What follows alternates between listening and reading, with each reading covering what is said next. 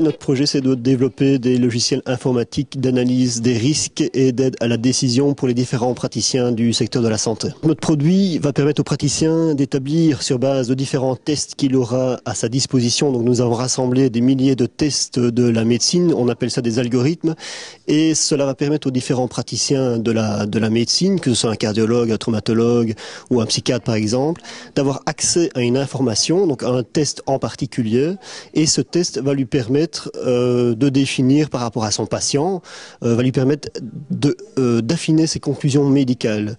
Et donc le praticien pourra, par exemple, prenons le cas d'un psychologue, déterminer sur base d'un test le niveau de dépression de son patient, une tendance suicidaire, une tendance à l'anorexie. Donc il choisira son test et le test lui donnera une analyse de risque, une probabilité qu'aura son patient d'avoir tel et tel trouble du comportement, telle et telle pathologie.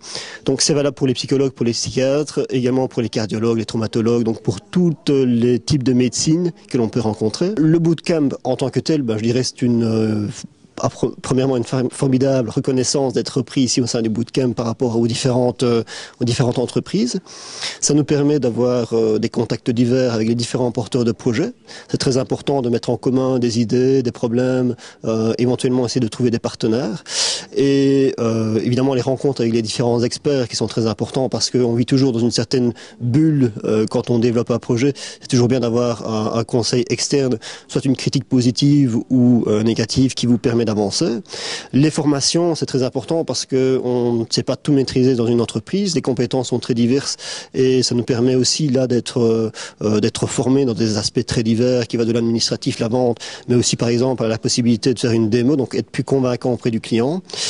Et enfin, vous êtes là, c'est la preuve aussi, c'est un véritable centre d'attractivité pour la presse et les différents partenaires potentiels. Au niveau des différentes aides que nous avons reçues, il y a déjà un petit temps de cela, d'ailleurs elle est en phase de clôture, nous avons introduit une demande de bourse de préactivité auprès de la région wallonne, et donc c'est une bourse qui nous a permis de faire toute une série de démarches, de prendre des initiatives pour développer notre projet.